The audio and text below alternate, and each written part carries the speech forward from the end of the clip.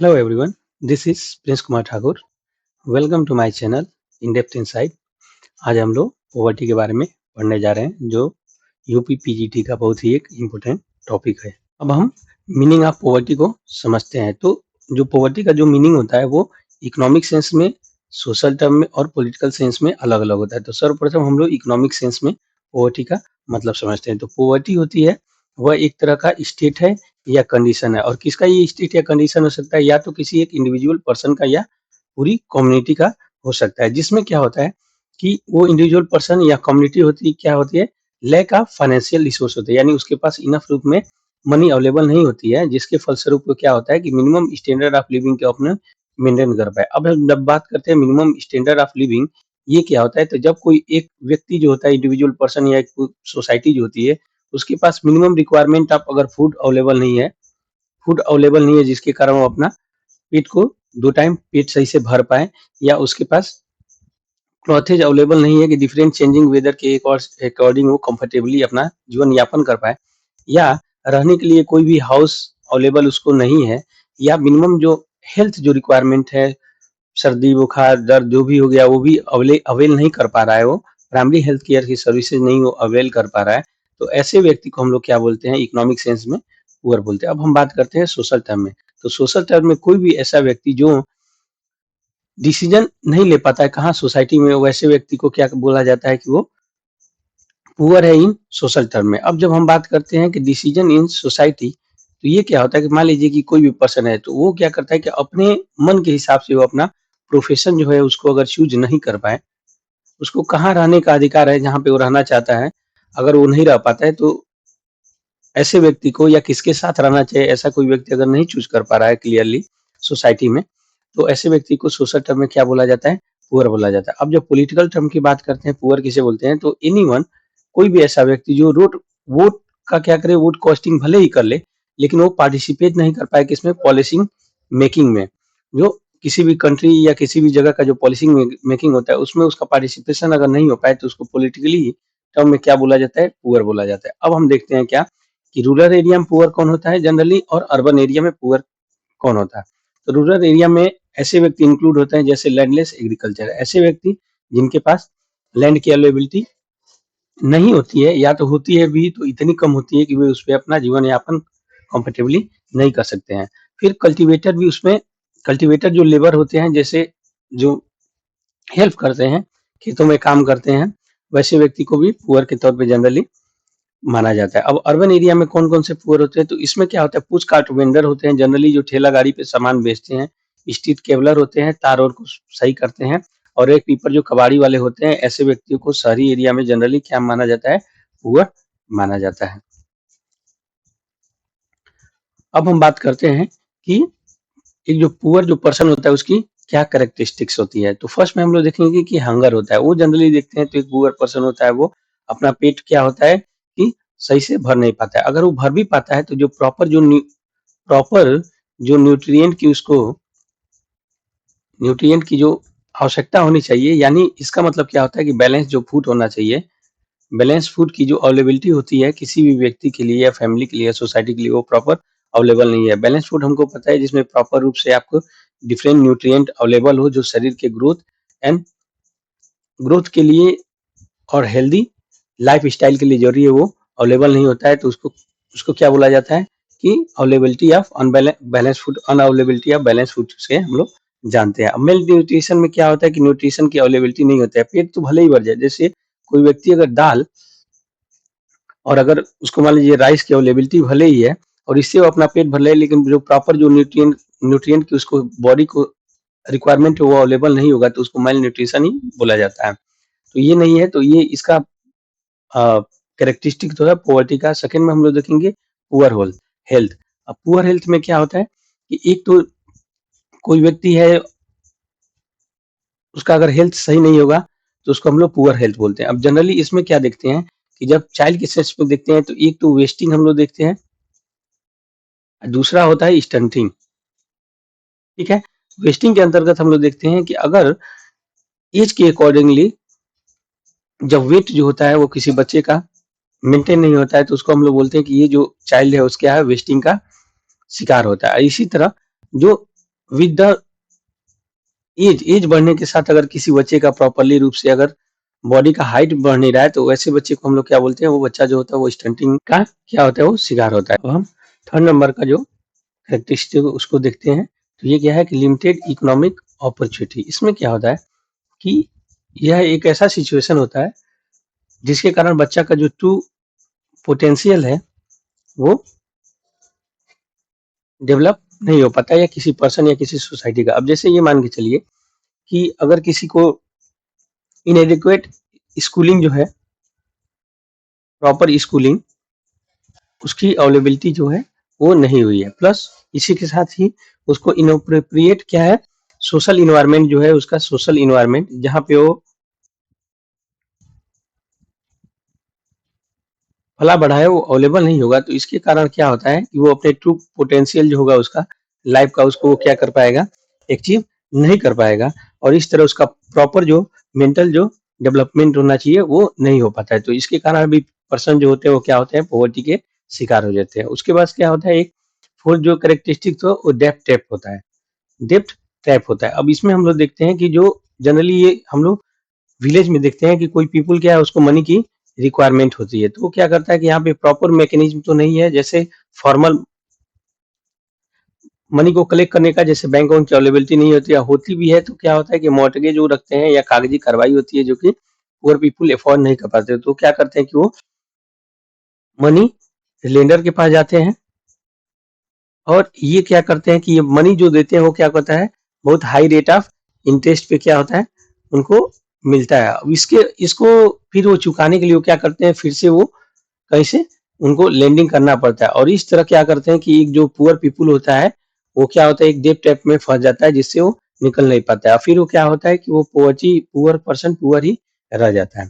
फिर जो कैरेक्टरिस्टिक्स है वो क्या है, लैक ऑफ फैसिलिटी। जनरली हम लोग क्या देखते हैं कि जो पुअर होते हैं वहाँ पे क्या होता है कि फैसिलिटी की अवेलेबिलिटी नहीं होता है, जिसमें उसको इलेक्ट्रिसिटी की अवेलेबिलिटी नहीं है क्योंकि वो अफोर्ड नहीं कर पाता है, वाटर क्लीन वाटर की भी अवेलेबिलिटी नहीं होती है, और प्रॉपर सैनिटेशन जिसमें उसको रहना चाहिए वो भी नहीं मिलता है, जिसके कारण वो क्या होता है कि डिफरेंट जो बीमारियां होती है, क्वालिटी ऑफ वाटर अगर अवेलेबिलिटी नहीं हो, उसको सैनिटेशन अवेलेबल नहीं है और हेल्थ नहीं है, तो डिफरेंट डिसीज उसको परेशान करता रहता है, जिससे वो पुअर का पर्सन पुअर ही बना रहता है। अब सिक्स की क्वालिटी की हम बात करते हैं तो जेंडर इनइक्वलिटी हम लोग देखते हैं। अब क्या होता है, जनरली जो पुअर पीपुल जो होते हैं वो क्या होता है कि उनका एजुकेशन जो होता है वो प्रॉपर नहीं होता है, तो प्रॉपर एजुकेशन की अवेलेबिलिटी अनअवेलेबिलिटी के कारण वो क्या होता है कि उनका अपना जो डेवलपमेंट है, सोचने का तरीका होता है वो भी नहीं होता है। तो वो क्या होता है कि ऐसे पर्सन जो ज्यादातर देखते हैं हम लोग, ऐसा भी नहीं कर सकते हैं कि जो पढ़े लिखे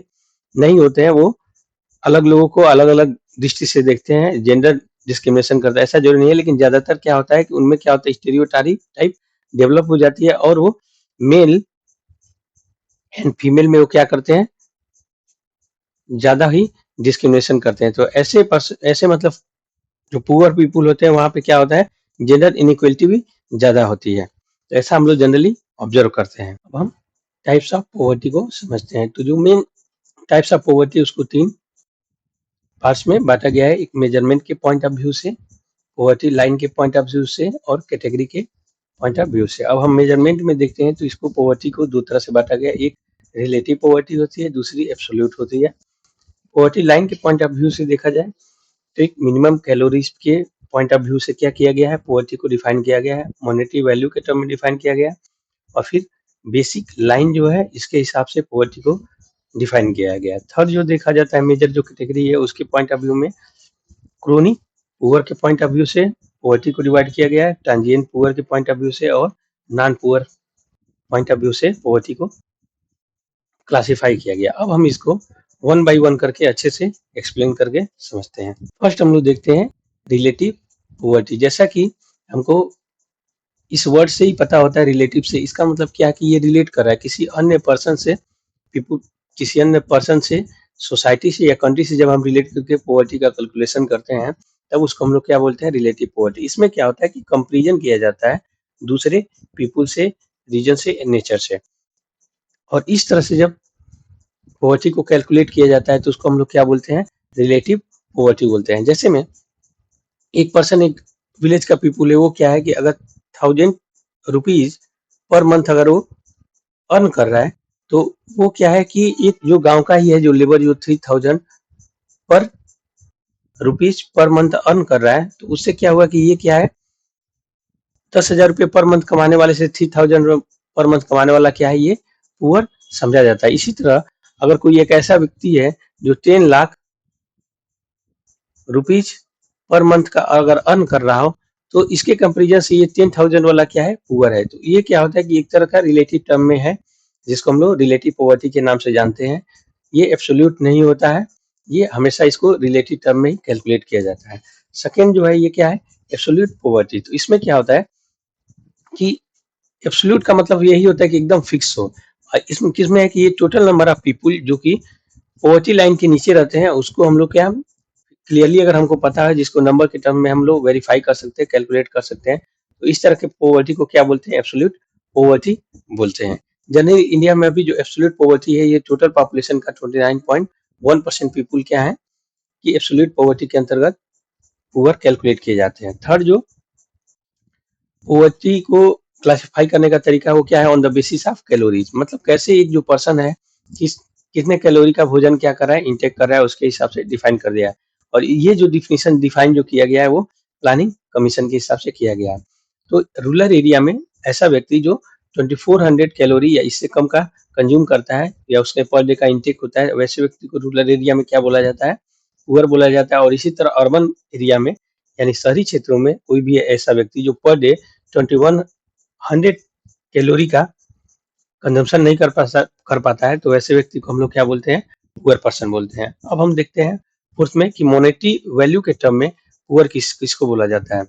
तो ये जो मॉनेटरी टर्म में क्या है, ये तो कंजम्पशन एक्सपेंडिचर के बेसिस में 2011 में इसको क्लासिफाई किया गया है, जिसके हिसाब से अगर कोई व्यक्ति 816 रुपए पर मंथ, ठीक ना, अगर रूरल एरिया में कमा रहा है या इससे कम कमा रहा है, तो उसको क्या क्लासिफाई किया गया है कि वो मॉनेटरी टर्म में क्या है, पुअर है। और इसी तरह अर्बन एरिया में शहरी क्षेत्रों में कोई व्यक्ति 1000 रुपीज या इससे कम अगर अर्न कर रहा है, तो उसको व्यक्ति को क्या बोला जाता है, पुअर बोला जाता है। फिर जो देखते हैं वो क्या है, बेसिक लाइन है। जब हम बेसिक लाइन की बात करते हैं, तो ये एक ऐसा लाइन है जो कि सेग्रीगेट करता है, मतलब अलग अलग बांटता है किसको, पुअर को और नॉन पुअर को। तो हम लोग देखते हैं कि जब पुअर की कैटेगरी में बेसिक लाइन क्या करती है, तीन भाग में पुअर को क्लासिफाई करती है। एक एब्सोल्यूट पुअर होता है, दूसरा वेरी पुअर और तीसरा पुअर। अब एब्सोल्यूट पुअर की हम बात करते हैं, तो इसमें ऐसे व्यक्ति आते हैं जो अपना भोजन जो होता है, मिनिमम जो जीने के लिए भोजन की रिक्वायरमेंट जो है वो भी बड़ी मुश्किल से जुटा पाते हैं। तो ऐसे व्यक्ति को क्या क्लासिफाई किया गया, एब्सोल्युटली पुअर मान लिया जाता है। वेरी पुअर ऐसे होते हैं जो क्या होता है कि भोजन तो जुटा लेते हैं, लेकिन बाकी जो अन्य जो फैसिलिटी है वो भी बड़ी मुश्किल से जुटा है। और पुअर में ऐसे पीपुल होते हैं जिनका कोई गारंटी नहीं होता है कि मान के चलिए कि भोजन पानी तो मिल जाता है, लेकिन समय से क्या मिलेगा क्या नहीं मिलेगा, वैसे को क्लासिफाई नहीं करेंगे, या यानी बहुत मुश्किल से अगर वो अपना जीवन यापन करते हैं, तो वैसे पर्सन को जनरली पुअर कर लिया जाता है। अब बात करते हैं कि ये पॉवर्टी लाइन है, तो इसके अंतर्गत ये तीन भागों में पुअर को बांट दिया गया, और बाकी इसमें नॉन पुअर में not so poor, middle class, upper middle class, the rich, very rich, millionaire और बिलियनियर को क्या कर दिया गया है, क्लासिफाई कर दिया गया है। अब जैसे मिडिल क्लास में आपको पता ही है कि ज्यादातर जो भारत के लोग हैं इसी मिडिल क्लास में लाई करते हैं। और इस तरह बेसिक लाइन क्या करती है कि पुअर और नॉन पुअर को on the basis of poor poverty line के हिसाब से ये डिफरेंट डिफरेंट कैटेगरी में डिवाइड कर देती है। नेक्स्ट हम बात करते हैं क्रोनिक पुअर की। तो यह एक ऐसा सिचुएशन होता है किसी भी ऐसे एक व्यक्ति का जिसमें वो हमेशा क्या होता है, पुअर होता है, या उसका जो जीवन होता है वो प्राय गरीबी में ही बीतता है। तो ऐसे सिचुएशन को क्या बोलते हैं, एक स्टेट ऑफ क्रोनिक पॉवर्टी या क्रोनिक पुअर हम लोग बोलते हैं। नेक्स्ट 7 नंबर है वो ट्रांजिएंट पुअर। अब ट्रांजिएंट से हमको पता होता है यह एक ऐसा सिचुएशन होता है बहुत ही कम समय के लिए होता है। तो ट्रांजिएंट पुअर में क्या होता है कि एक व्यक्ति होता है वो कभी कभार ही बस पुअर रहता है अपने जीवन में, ज्यादातर जो उसका समय होता है वो गरीबी से वो बाहर बीतता है। तो वैसे सिचुएशन को हम लोग ट्रांजिएंट पुअर बोलते हैं। 8 नंबर में नॉन पुअर है। तो इसमें ऐसे पीपुल आते हैं जो कभी अपने लाइफ टाइम में पुअर नहीं हुए होते हैं, उनको नॉन पुअर के तौर पे क्लासिफाई करते हैं। अब हम लोग नेक्स्ट में इसमें देख रहे हैं हम लोग यह क्या है, पॉवर्टी लाइन है। अब इसके से नीचे एक ऐसा पीपुल है जिसका लाइफ जो है वो कैसा बीत रहा है, पॉवर्टी लाइन से हमेशा हर सिचुएशन में वो क्या है, बिलो ही है, तो उसको बोला जाएगा ऑलवेज पुअर बोला जाएगा। नेक्स्ट में हम लोग ग्राफ में देखते हैं, तो ये क्या है कि एक व्यक्ति का जो जीवन है वो ज्यादातर समय हम लोग देख रहे हैं कि यहाँ से लेके और यहाँ तक करीब करीब उसका जो लाइफ टाइम है पूरा वो क्या बीत रहा है, ये पॉवर्टी में बीत रहा है। और कुछ समय के लिए बस ये गरीबी में से बाहर निकल रहा है, और फिर क्या है वो कि फिर वो गरीबी में चला रहा है। तो यूजुअली जो उसका लाइफ है वो क्या है, पॉवर्टी में ही बीत रहा है। और चर्निंग पुअर क्या होता है कि ये गरीबी से कभी बाहर निकलते हैं, कभी फिर गरीबी में आते जाते हैं। तो ऐसे पर्सन को क्या बोलते हैं, चर्निंग पुअर बोलते हैं।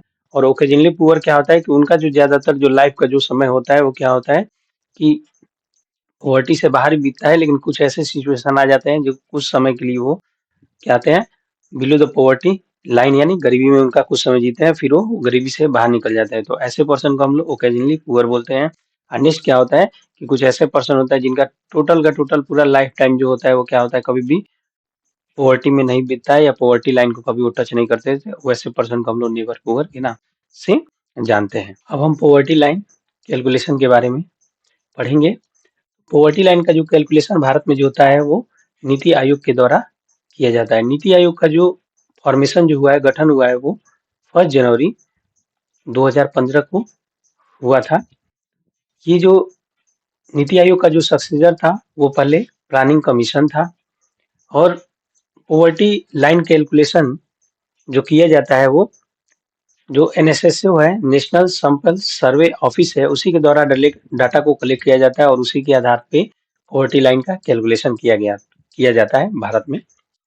अब एनएसएसओ का जो फॉर्मेशन हुआ था वो 1950 में हुआ था, और ये जो एनएसएसओ है वो ministry of statics of the government of India के अंदर में ये काम करती है। अब हम बात करते हैं कि पॉवर्टी लाइन का जो कैलकुलेशन है या मेजरमेंट ऑफ पॉवर्टी जो है वो भारत में कैसे किया जाता है। तो दो तरह से पॉवर्टी लाइन का मेजरमेंट किया जाता है, एक एब्सोल्यूट पॉवर्टी होती है और एक क्या होती है, रिलेटिव पॉवर्टी होती है। जब हम एब्सोल्यूट पॉवर्टी की बात करते हैं, एब्सोल्यूट से पता चल जाता है कि ये क्या करता है, किसी फिक्स के बारे में बात करता है, यानी सीधा ये नंबर के बारे में बात करता है कि कितने लोग हैं। तो इसका निर्धारण कैसे करता है उसको हम लोग देखते हैं।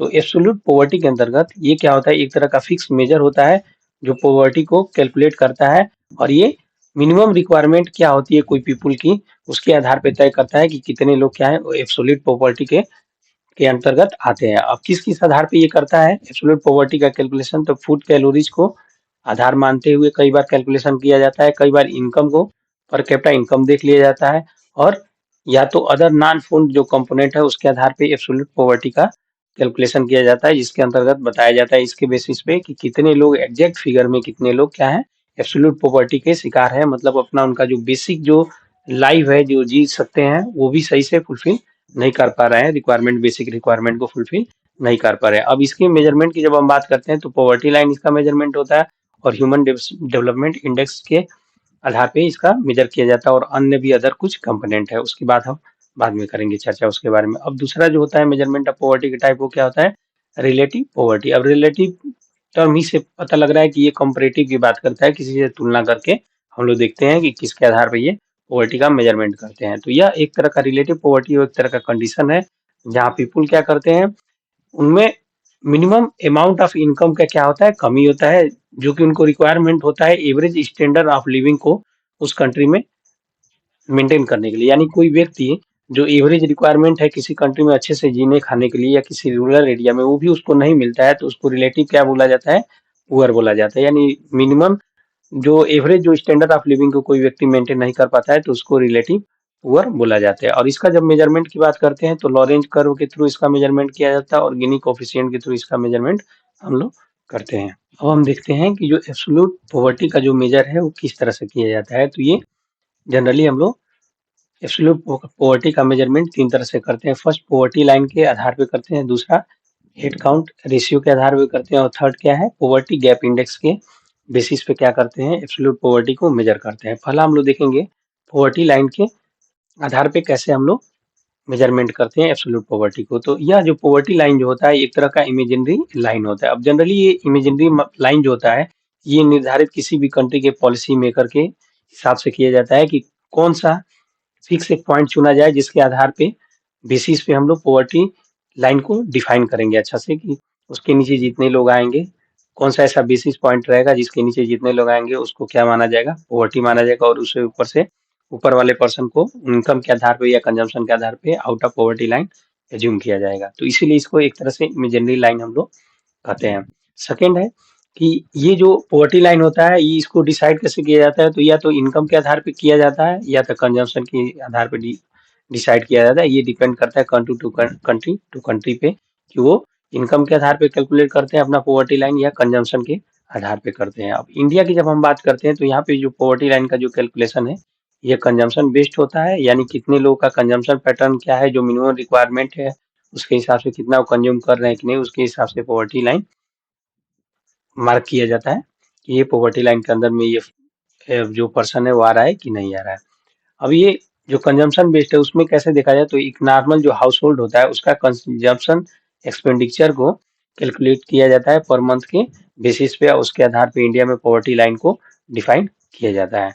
अब इसको पॉवर्टी लाइन क्या होगी, किसके आधार पर तय की जाएगी, इसके लिए भारत में डिफरेंट जो कई बार डिफरेंट कमेटियां सेटअप किए गए हैं जो पॉवर्टी लाइन का एस्टिमेशन किए हैं, उसके बारे में हम लोग आगे पढ़ेंगे। सेकंड जो होता है हेड काउंट रेशियो, इसके आधार पे भी एब्सोल्यूट पॉवर्टी को मेजर किया जाता है। इसमें क्या होता है कि number of BPL house hold कितने हैं। जैसे अगर हम किसी बात गांव में ही विलेज में ही बात करें कि कितने लोग एब्सोल्यूट पॉवर्टी के शिकार हैं, तो उसमें हम लोग पता करेंगे कि कितने लोग ऐसे हैं, नंबर ऑफ लोग जिनके पास बीपीएल कार्ड धारक है, और total number of house hold से उसे डिवाइड कर देंगे और 100 से मल्टीप्लाई कर देंगे, तो इस तरह हेड काउंट रेशियो पता चल जाती है एब्सोल्यूट नंबर में।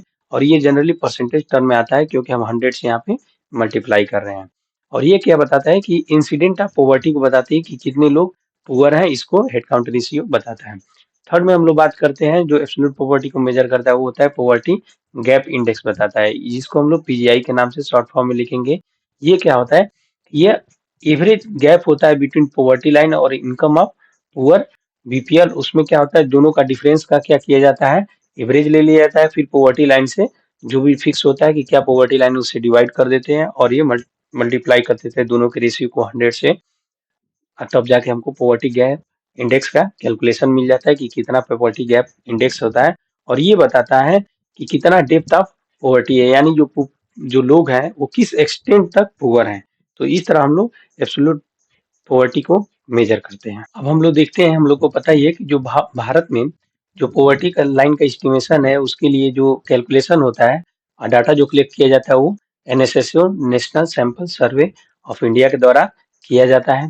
तो ये जो पॉवर्टी लाइन का जो डाटा कलेक्ट किया जाता है वो भारत में 4 तरह से कलेक्ट किया जाता है। तो उसके लिए एक यूनिफॉर्म रिकॉल पीरियड होता है, दूसरा मिक्स रिकॉल पीरियड के बेसिस पे डाटा कलेक्ट करते हैं, मॉडिफाइड मिक्स रिकॉल पीरियड के बेसिस पे करते हैं, और इन्फ्लेशन एडजस्टमेंट के विशेष मानते हुए भी डाटा को कलेक्ट करते हैं। तो यूनिफॉर्म रिकॉल पीरियड में किसी भी हाउस होल्ड का वो क्या करते हैं, फूड और नॉन फूड आइटम का जो एक्सपेंस है वो 30 डे के लिए वो रिकॉर्ड करते हैं। सेकेंड, मिक्स्ड रिकॉल पीरियड में जब वो यूज करते हैं तो फूड आइटम को 30 डेज के लिए कैलकुलेट किया जाता है, और नॉन फूड आइटम का 365 डेज का जो वो डाटा प्राइस का क्या करते हैं, रिकॉर्ड करते हैं। थर्ड जो होता है वो मॉडिफाइड मिक्स रिकॉल पीरियड होता है। इसमें क्या किया जाता है कि सर्टेन आइटम जैसे मिल्क, वेजिटेबल और फ्रूट है, इनका जो है डाटा 7 डेज के लिए एनएसएसओ कलेक्ट करती है, और फूड आइटम के लिए 30 डेज और नॉन फूड आइटम के लिए 365 डेज का ये डाटा को कलेक्ट करती है on the basis of modified mix recall period के आधार पे जब डाटा एनएसएसओ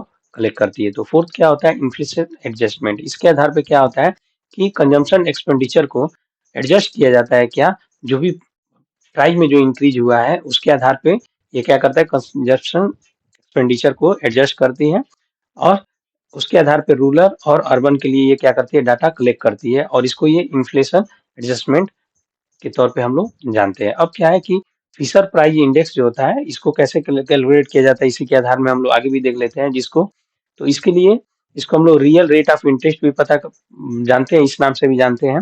और ये एनआरआई माइनस इन्फ्लेशन होता है। एनआरआई क्या है कि नॉमिनल रेट ऑफ इंटरेस्ट में से जब इन्फ्लेशन घटा लिया जाता है तो उसको रियल रेट ऑफ इंटरेस्ट बोलते हैं। अब हमको पता ही है कि जैसे बैंक में हमने क्या किया, अपना पैसे को 100 रुपीज को जमा किया, और बैंक क्या दे रही है कि 6% का हमको क्या दे रही है, रेट ऑफ इंटरेस्ट दे रही है।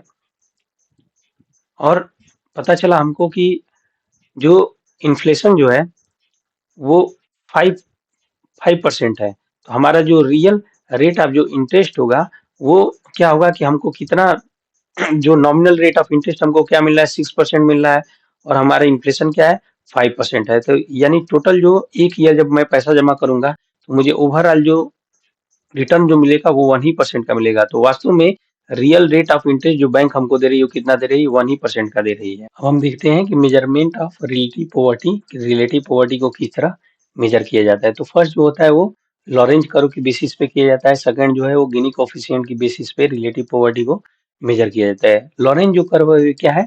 विजुअल इंडिकेटर है। इसका मतलब क्या है कि जनरली जो लॉरेंज कर्व क्या है, एक ग्राफ के माध्यम से विजुअली देख के कोई इजिली समझ सकता है कि कितने इनकम का जो डिस्ट्रीब्यूशन है सोसाइटी में कैसे है, या इनकम की जो इनइक्वलिटी है वह कैसे किसी सोसाइटी में विद्यमान है। गिनी कोफिशिएंट है, ये मैथमेटिकल इंडिकेटर है। इसका मतलब कहने का जब बात करते हैं कि गिनी कोफिशिएंट मैथमेटिकल इंडिकेटर है, इसका मतलब ये है कि हम कैलकुलेट कर सकते हैं with the help of mathematics कि किस तरह रिलेटिव पॉवर्टी किसी सोसाइटी में विद्यमान है, और exactly in the terms of ये नंबर के आधार पे बता देगा कि कितने लोग किस तरह रिलेटिव पॉवर्टी विद्यमान है किसी सोसाइटी में। अब हम बात करते हैं लॉरेंज कर्व की। तो ये लॉरेंज जो कर्व है ये 1905 में दिया गया था लॉरेंज के द्वारा। और लॉरेंज कर्व जो होता है ये डिस्ट्रीब्यूशन ऑफ इनकम की इनइक्वलिटी को मेजर करता है कि किसी सोसाइटी में जो डिस्ट्रीब्यूशन ऑफ इनकम है उसमें किस हद तक इनइक्वलिटी विद्यमान है। और जनरली ये कंपेयर करता है सोसाइटी को, और उसी के लिए यूज किया जाता है कि एक सोसाइटी की कंपेरिजन में दूसरी सोसाइटी है उसमें किस तरह इनकम इनइक्वालिटी जो है विद्यमान है, इनइक्वलिटी विद्यमान है। ठीक है, अब हम देखेंगे, इसको समझेंगे कि लॉरेंज कर्व को कैसे समझा जाता है। तो ये जो ग्रीन जो लाइन है ये पूरी बताती है क्या? परफेक्ट इक्वलिटी को शो करता है।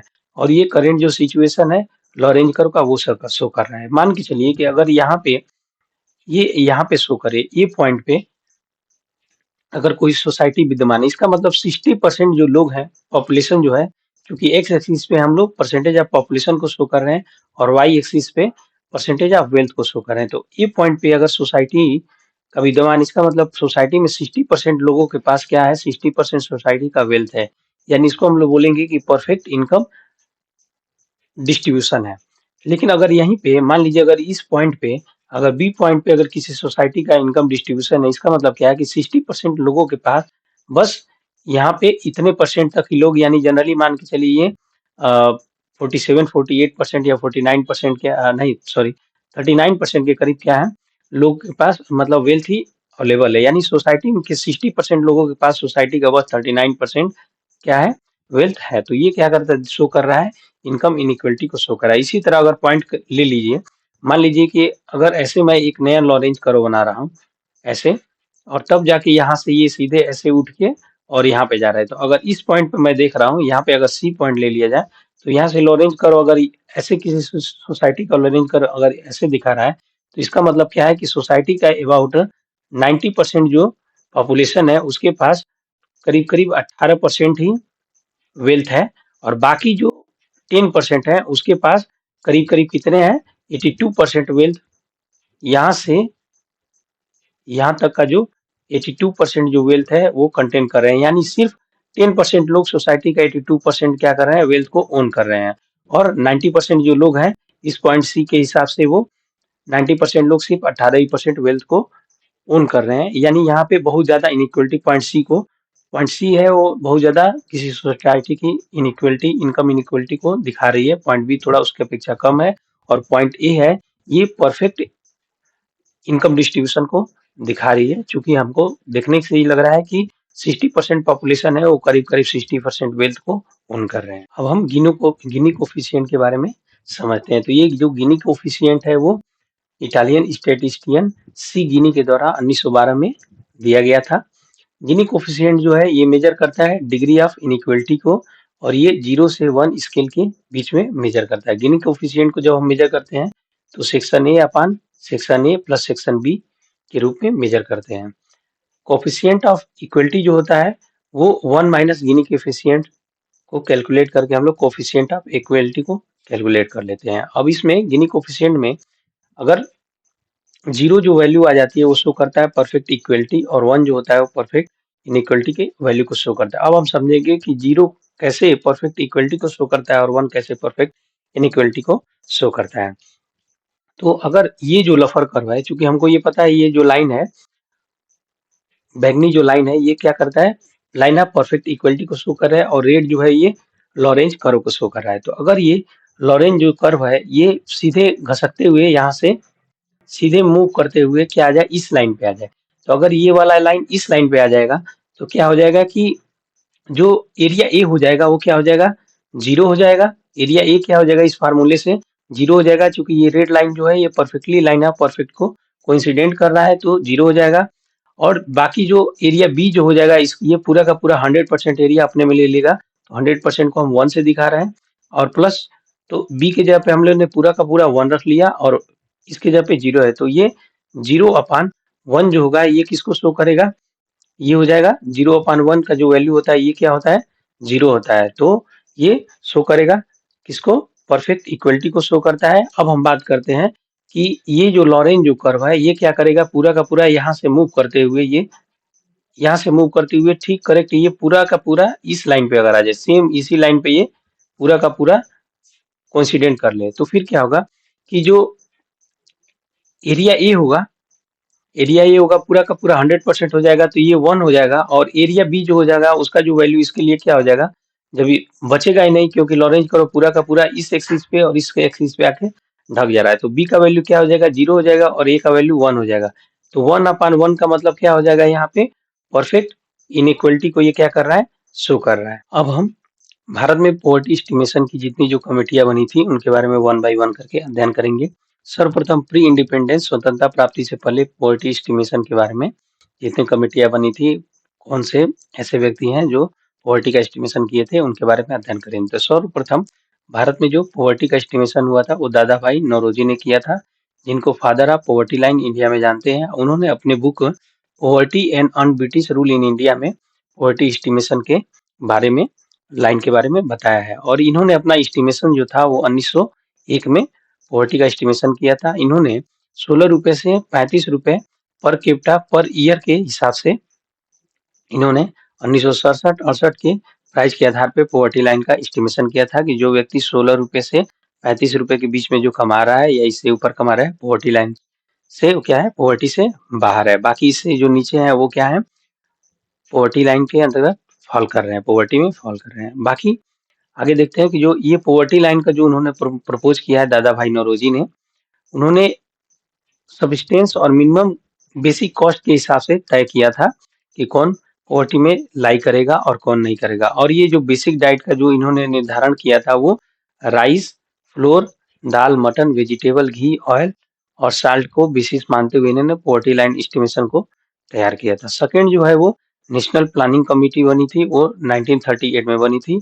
यह कमेटी जो थी वो सेटअप हुआ है सुभाष चंद्र बोस के और ये जवाहरलाल नेहरू के चेयरमैनशिप के अंतर्गत में इसका कमेटी का फॉर्मेशन किया गया था। ये पॉवर्टी लाइन को इन्होंने 15 रुपए से 20 रुपए पर कैपिटा पर मंथ के हिसाब से इन्होंने पॉवर्टी लाइन का एस्टिमेशन किया था।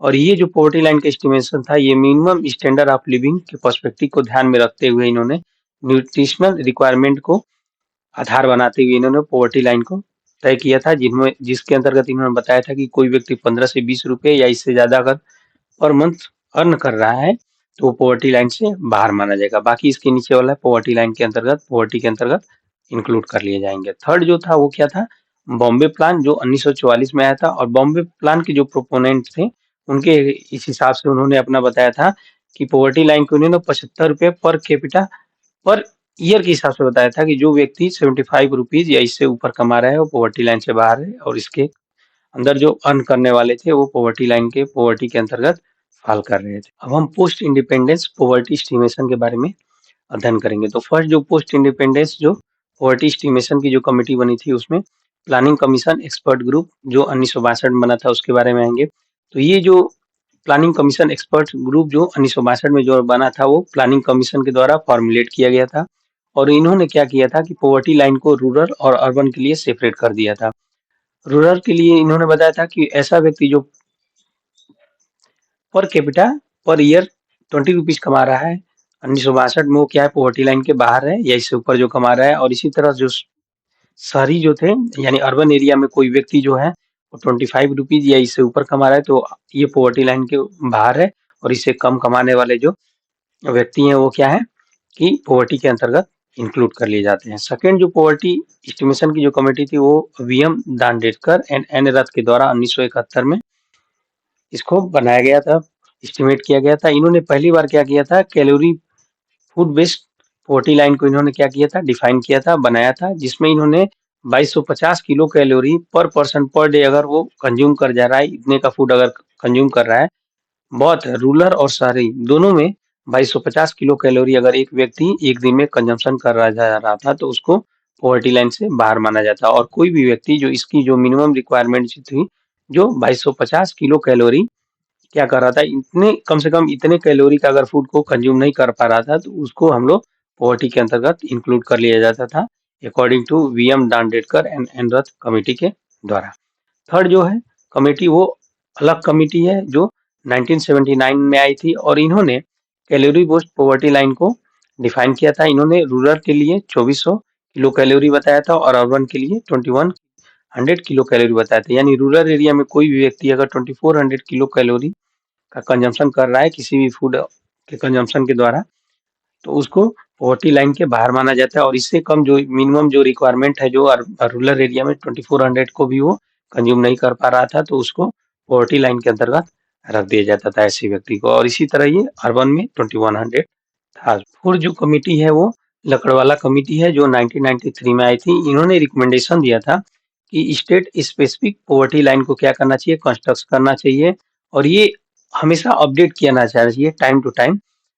किसके लिए, अर्बन के लिए इन्होंने सीपीआई को आधार माना था, consumer price index for industrial worker के लिए। और इसी तरह रूरल एरिया में इन्होंने सीपीआई यानी कंज्यूमर प्राइस इंडेक्स ये एग्रीकल्चर लेबर के लिए आधार पे, लेबर के आधार पे ये क्या करते थे, कैलकुलेट करके कि एक जो एग्रीकल्चर जो लेबर है उसका जो कंज्यूमर प्राइस जो इंडेक्स है यानी उसका जो कॉस्ट क्या रहा है उसके आधार पे रूरल एरिया, और इसी तरह consumer price index industrial worker के लिए क्या कॉस्ट आ रहा है उसके आधार पे ये टाइम टू टाइम क्या करना चाहिए, अपडेट करना चाहिए, रूरल के लिए अलग और अर्बन के लिए अलग, और ये स्टेट स्पेसिफिक होना चाहिए। ये रिकमेंडेशन था लकड़वाला कमेटी का जो 1993 में दिए थे इन्होंने। फिफ्थ जो कमेटी है वो तेंदुलकर कमेटी है। ये कमेटी ने रिकमेंडेशन दिया था, इनके जो पॉवर्टी लाइन था उसमें फूड कैलोरीज और नॉन फूड जो आइटम थे उसको भी शामिल किया था, जिसमें एजुकेशन और हेल्थ भी आ जाता है।